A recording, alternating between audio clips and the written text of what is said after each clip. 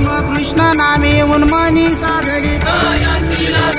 सकळ सिद्धी सिद्धी बुद्धी धर्म हरिपाठी आले